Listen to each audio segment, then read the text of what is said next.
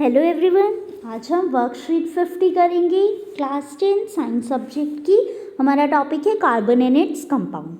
सो आज हम कर रहे हैं एलोट्रॉप्स ऑफ कार्बन। देखते हैं एलोट्रॉप्स क्या होते हैं। Allotropes are different forms of the same element having different physical property but same chemical property.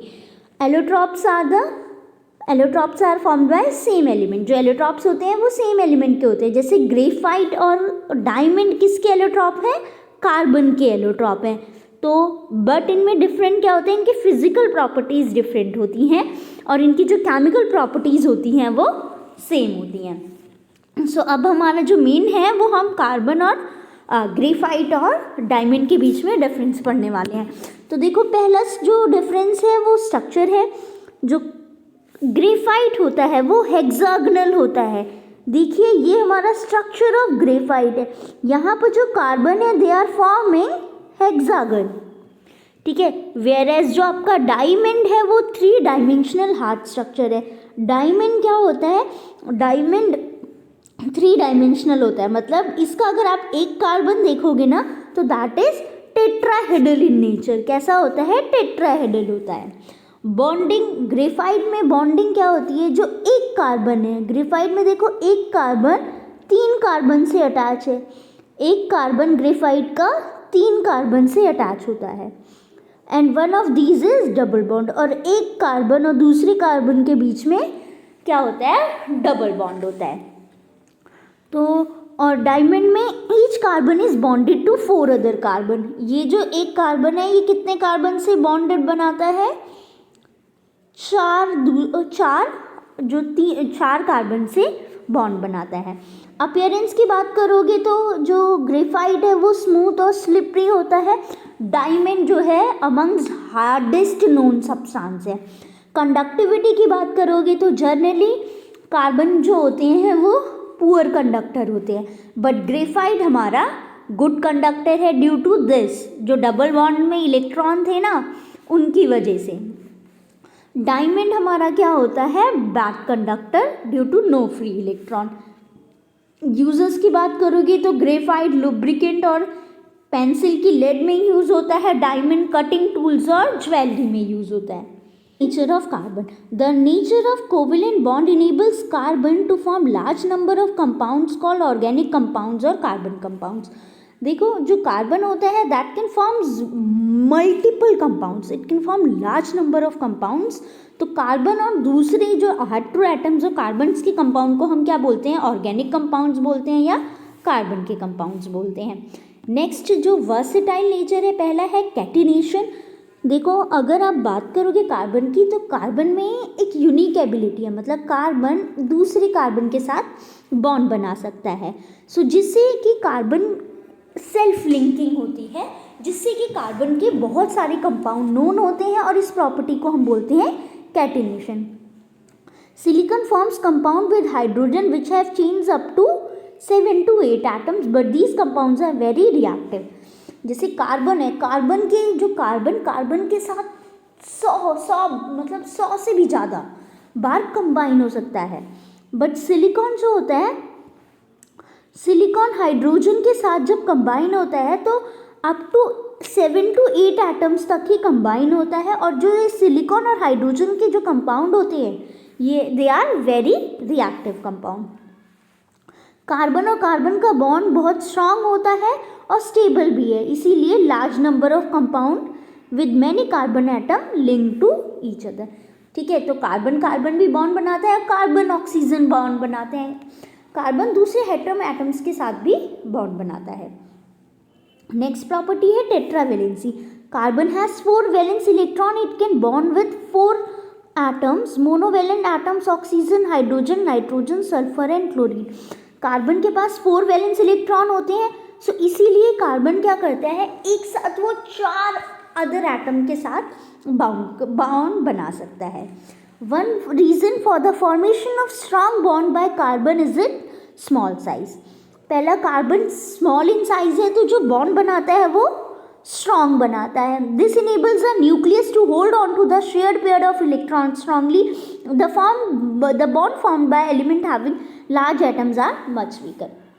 अब देखो, जो स्मॉल होने की वजह से जो न्यूक्लियस है वो क्या करता है, जो ये शेयर्ड पेयर ऑफ इलेक्ट्रॉन्स है इनको अपनी तरफ अट्रैक्ट कर कर रखता है. So that's why also it can form large number of bonds. Next है diamond. Diamond can be synthesized by subjecting pure carbon to very high pressure and temperature.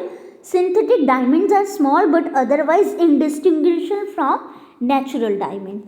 So diamonds को हम कैसे बना सकते हैं, कार्बन पे अगर हम हाई प्रेशर लगाएं, प्रेशर हाई और टेम्परेचर हाई डालें तो क्या बनता है, हमारा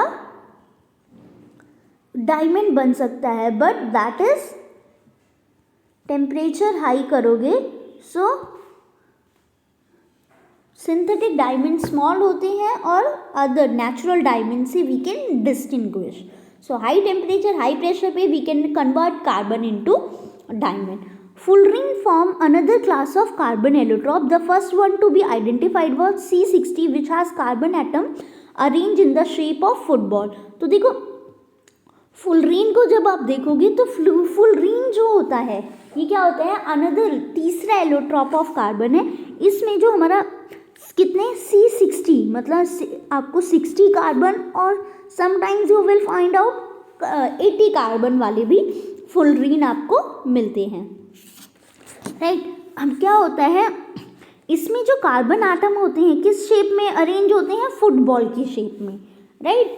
और since this look like a geodesic dome design by the US architect Buckminster fullerene, the molecule was named fullerene. Right. Now let's do practice question. It says why carbon shows versatile nature. Carbon shows versatile nature because of its property. It can form bonds with other carbon and it can also form single, double, triple bond which leads to larger number of compound. So carbon दूसरे carbon के साथ bond बनाता है, इस property को हम बोलते हैं कैटिनेशन. राइट. सो अपनी कैटिनेशन प्रॉपर्टी की वजह से और टेट्रावेलेंसी की वजह से इसके पास 4 वैलेंस इलेक्ट्रॉन है, so it can form 4 bonds. इन दोनों की वजह से ये क्या करता है, ये वर्सेटाइल नेचर, बहुत ज़्यादा वर्सेटाइल है. Second question is why do carbon form large number of compound. Carbon has 4 valence electron. 4 valence electron की होने की वजह से ये 4 बॉन्ड बनाता है और 4 बॉन्ड एक साथ ये 4 एटम से कंबाइन कर सकता है, इसीलिए ये लार्ज नंबर ऑफ कंपाउंड बनाता है. What is minimum number of carbon atom in fullerene, what is its shape. So you have to tell the minimum number of carbon atom. 60 carbon atom होते हैं और जो फुलरीन का shape होता है that is polyhedral shape. कैसा होता है, पॉलीहेड्रल शेप होता है. पॉलीहेड्रल शेप होता है. इसमें देखो ये आपका क्या हुआ, ये आपका एक पेंटागन है. इसमें जो फुलरीन है ये फुटबॉल शेप का है.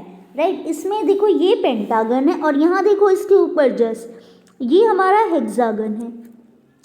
तो इसमें फुलरीन में पेंटागन भी होते हैं और हेक्सागन भी होते हैं. Right. So it is a mixture of pentagon और हेक्सागन और इसीलिए इसको हम बोलते हैं polyhedral. It has large number of pentagon और hexagon combined together to form a football type structure. Pencil at both the ends and connects them to the poles of a battery. Will the current flow through the circuit? Give reason. अगर देखो आपने pencil को sharp करा है तो that means you got laid off the battery और laid off the pencil. जो pencil की लेड होती है वो किससे बनती है, ग्रेफाइट से. अभी हमने देखा था. और ग्रेफाइट होता है good conductor of electricity. Good conductor होने की वजह से यहाँ पर क्या होगा, यहाँ पर करंट फ्लो होगा. सो इसी के साथ हमारी ये वर्कशीट कंप्लीट होती है. अब हम मिलेंगे नेक्स्ट वीडियो में. तब तक के लिए धन्यवाद.